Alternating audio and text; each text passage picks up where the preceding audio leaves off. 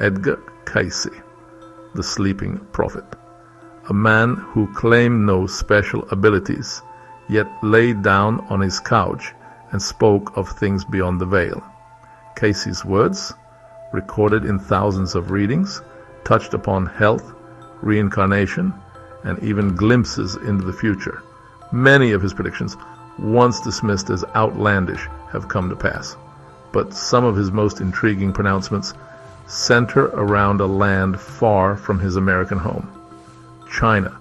Cayce saw China, a land steeped in ancient wisdom and tradition, as a key player on the world stage in the coming age.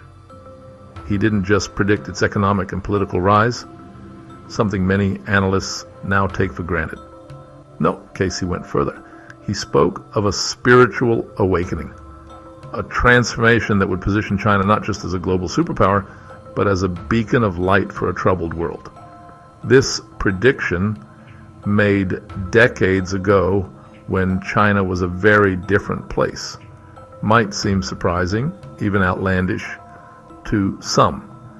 But Cayce, in his trance-induced state, claimed to tap into a source of knowledge beyond the everyday.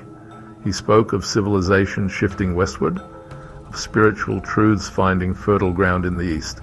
And at the heart of this momentous change, he saw China taking center stage.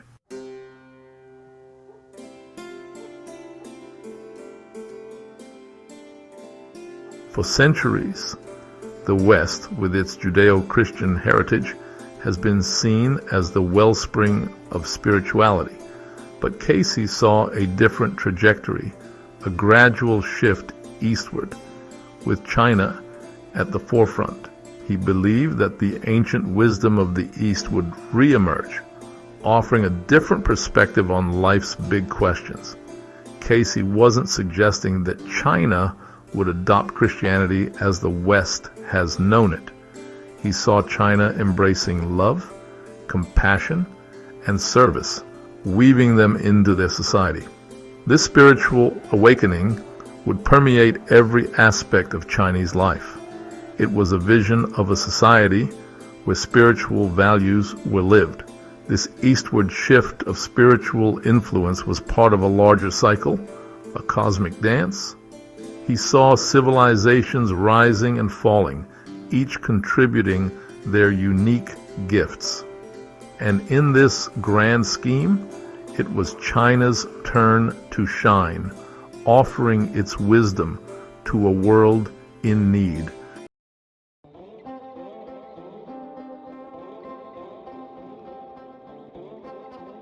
Now, you might be asking yourself, why China? Why would this nation, often associated with communism and atheism, become the unlikely cradle of a renewed Christianity? Cayce suggested China had a special role in the coming age, a karmic destiny. He believed the Chinese people, with their rich history, were uniquely positioned to usher in a new era of peace and enlightenment.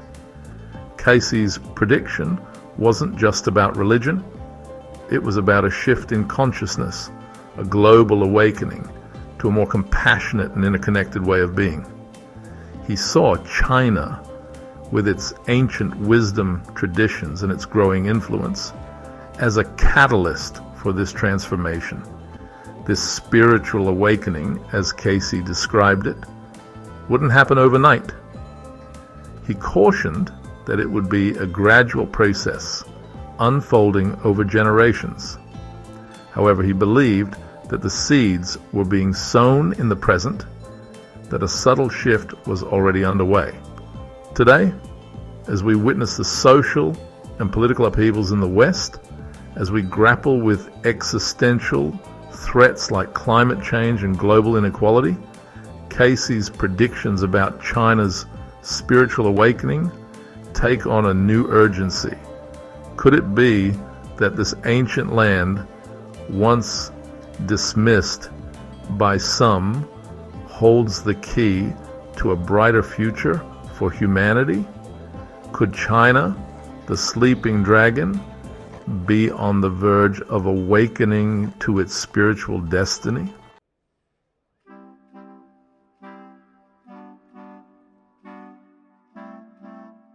Now, for decades, China had been officially atheist, a place where religion was seen as a relic of the past, something to be suppressed, even eradicated. But those who looked closely, those who delved beneath the surface, saw a different story unfolding, a story of quiet resilience, of faith flickering back to life in the shadows. Across the vast expanse of China, from bustling cities to remote villages, people were returning to their spiritual roots. Buddhist temples, once shuttered or destroyed, were being rebuilt, their incense once again perfuming the air. Taoist shrines, nestled in mountains and forests, were attracting a new generation seeking solace and guidance. And even Christianity, a religion with deep roots in China, but largely suppressed during the communist era, was experiencing a remarkable resurgence. Churches, both official and underground, were springing up, filled with people hungry for spiritual nourishment. This revival of faith wasn't just about religion in a narrow sense. It was a sign, some argued, of a deeper yearning, a search for something more than material prosperity could offer. For decades, China had focused on economic growth, on lifting millions out of poverty. And while this had been undeniably successful, it had also left a void, a spiritual hunger that many now sought to fill. This yearning for meaning, for a sense of purpose beyond the material, was particularly acute among the young.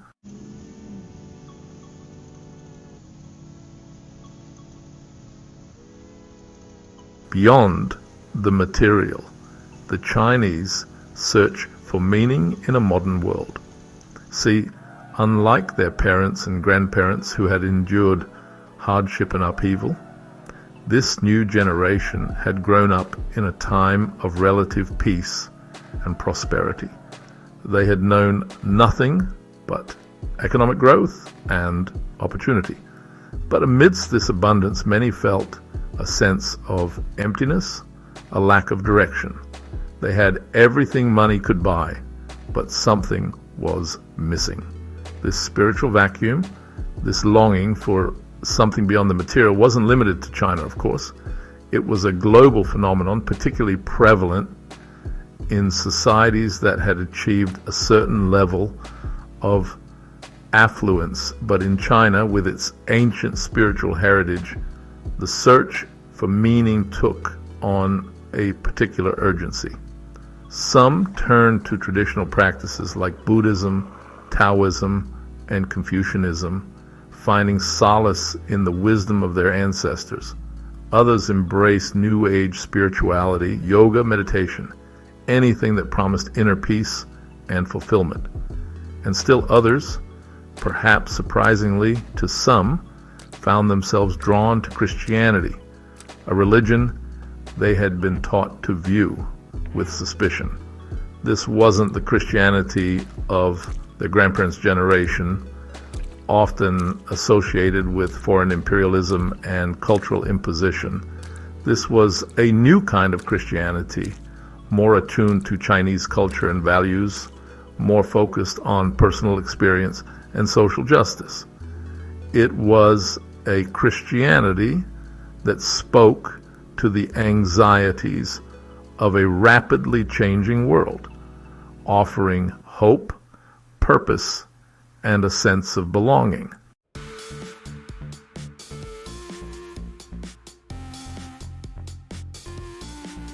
East meets West, Christianity's surprising appeal in China. Now, this surge in Christianity's popularity in China caught many observers off guard. How could a religion once seen as alien gain such a foothold in a society steeped in ancient traditions? Christianity's emphasis on love, compassion, and forgiveness resonated deeply. In a rapidly modernizing society, these values offered hope and redemption. The breakdown of traditional family structures left many feeling lost. Christianity provided a sense of community and belonging. Churches offered a haven, a place to connect with others. This was particularly appealing to young people feeling adrift. Churches also provided social services, meeting both material and spiritual needs.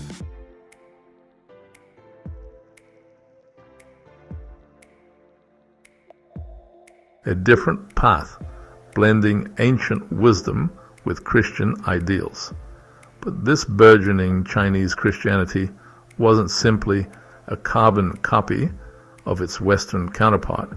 It was something new, something uniquely Chinese, a blend of ancient wisdom and Christian ideals. Many Chinese Christians saw no contradiction between their faith and their cultural heritage. They embraced Confucian values like filial piety and social harmony, seeing them as compatible with Christian teachings. They found resonance between Taoist concepts of balance and interconnectedness and Christian beliefs about God's creation, and they drew inspiration from Buddhist teachings on compassion and mindfulness, integrating them into their own spiritual practice.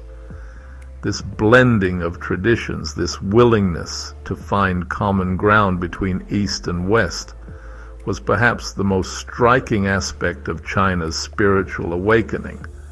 It suggested that China wasn't simply adopting a foreign religion wholesale, but rather adapting it to its own unique context, creating something new and vibrant in the process.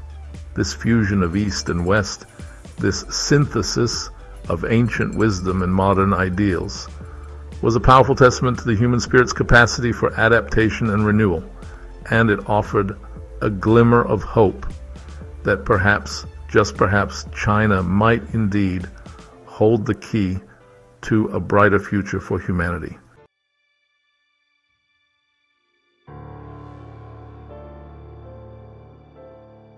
The dragon's new scales, economic power, infused with spiritual values.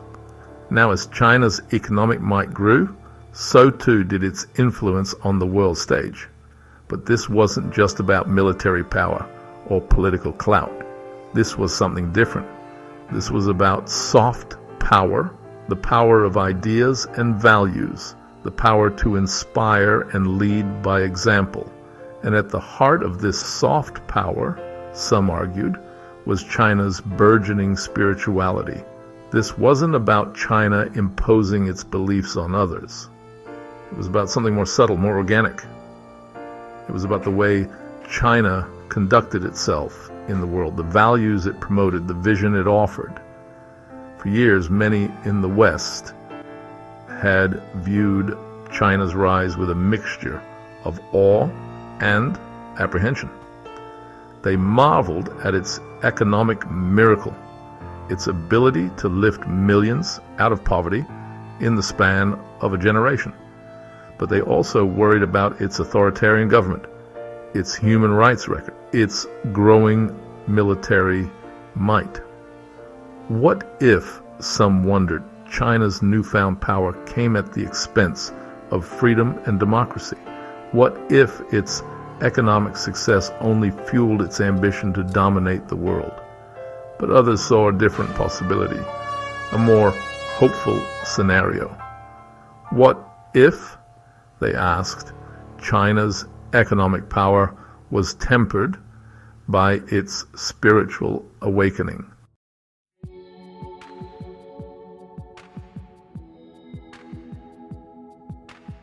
Harmony and balance, a new model of leadership for a complex world.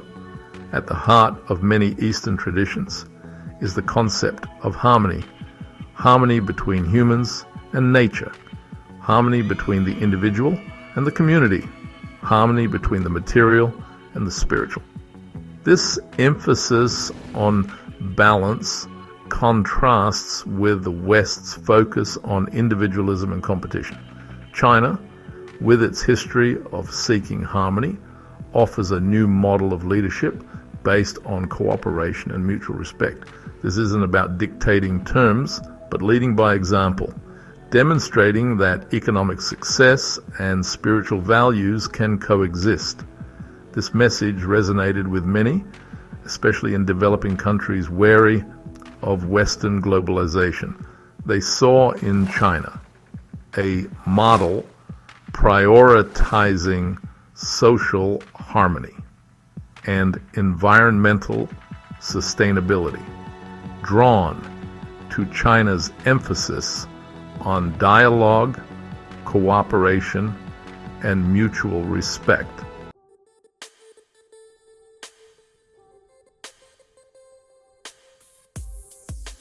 Beyond the bamboo curtain, China's spiritual influence reaches out. Now, as China's global influence grew, so too did its cultural reach. Chinese films, music, and literature were finding audiences around the world. Chinese martial arts, traditional medicine, and spiritual practices were gaining popularity, and Chinese tourists were traveling in ever-increasing numbers, bringing their values and perspectives to every corner of the globe.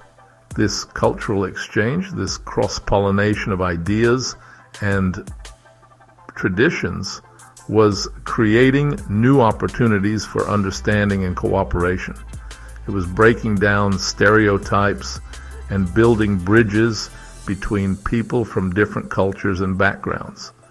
And it was creating a space for China to share its spiritual insights with the world.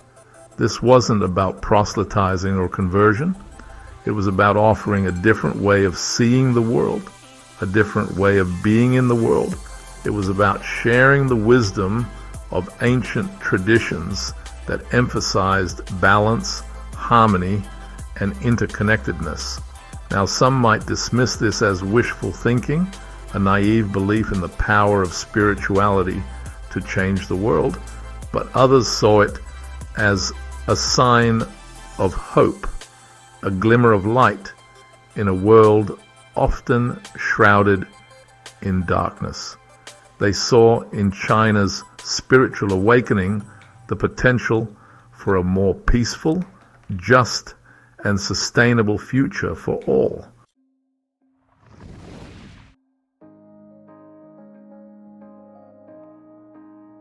Section 4, A Bridge Between Worlds. China's role in a global spiritual awakening. See Edgar Cayce's prediction that China would become the cradle of Christianity as applied in the lives of men might seem like a contradiction in terms. After all, China had long been associated with atheism and communism, ideologies that seemed diametrically opposed to religion, especially Christianity. But Cayce, in his trance-induced pronouncements, wasn't talking about organized religion in the traditional sense. He was talking about something deeper, something more fundamental. He was talking about a shift in consciousness, a global awakening to the spiritual dimension of life. And he believed that China, with its ancient wisdom traditions and its growing influence on the world stage, would play a pivotal role in this awakening. Now, whether this awakening takes the form of Christianity, Buddhism, Taoism, or some other spiritual path is beside the point. What matters is that humanity is at a crossroads, facing unprecedented challenges that threaten our very survival. And Cayce believed that it was in the East, in China in particular, that we might find the wisdom and the inspiration to navigate these turbulent times and create a brighter future for ourselves and for generations to come.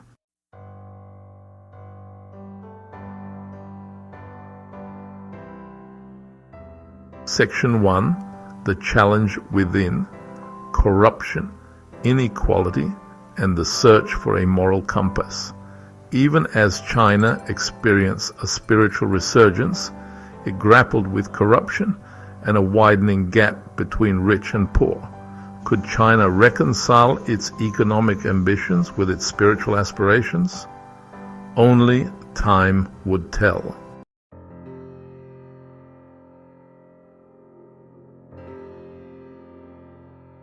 Section 2. The balancing act, material prosperity and spiritual values in the new China. For many Chinese, wealth and spiritual fulfillment weren't mutually exclusive. They saw material prosperity as a means to a better life, including spiritual exploration. Yet, the relentless pursuit of wealth also fostered greed and individualism, creating tension in China's spiritual journey.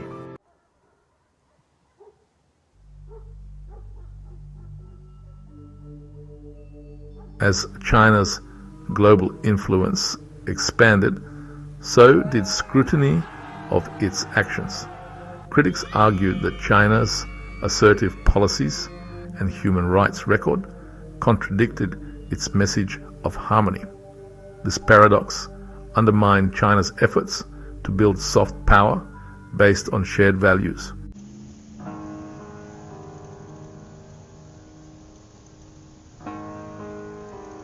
The world watched China with both hope and trepidation. Could this ancient civilization chart a new course for humanity, avoiding the pitfalls of Western modernity? China was now on center stage, its every move watched and judged.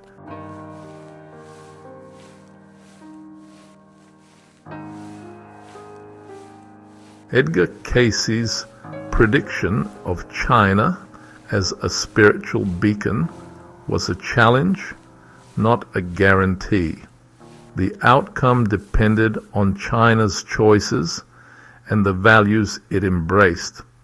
The journey wouldn't be easy, but the potential rewards were too great to ignore.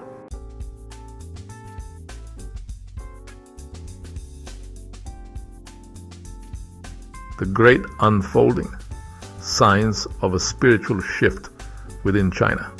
Amidst challenges, a spiritual awakening was reshaping China from within. Interest in traditional Chinese medicine and practices like Tai Chi and Qigong was growing. These ancient practices were finding new life, addressing modern stresses. A quiet revival of religious practice was also evident, connecting people with their faith.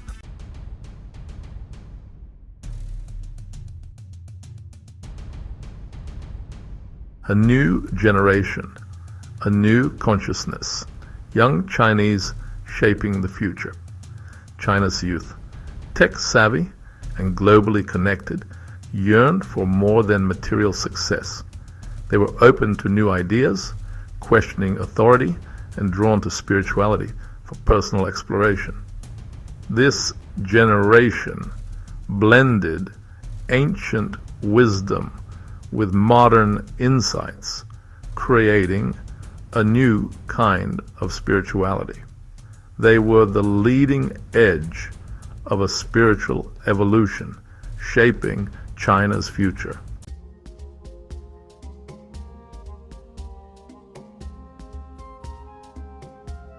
Beyond borders, China's spiritual influence in a globalized world. As China's clout grew, so did its cultural influence. Chinese films, music, and literature found global audiences, and traditional practices gained popularity. This cultural exchange created opportunities for China to share its spiritual insights. Ancient practices like mindfulness, and traditional Chinese medicine were becoming mainstream, offering a counterpoint to modern life's materialism.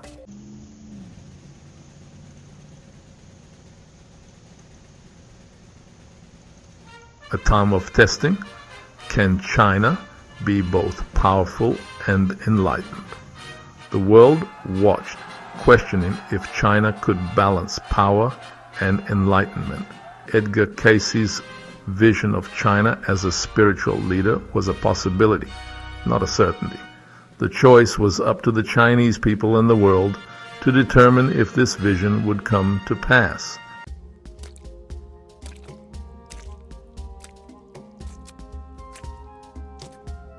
The unfinished story. China's spiritual awakening in progress. China's spiritual awakening is a story still being written, filled with promise and challenges.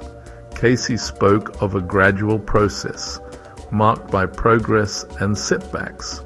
Amidst complexities, there's a palpable sense of yearning for something more than material prosperity. This search for meaning and purpose could illuminate not just China's path, but humanity's as well.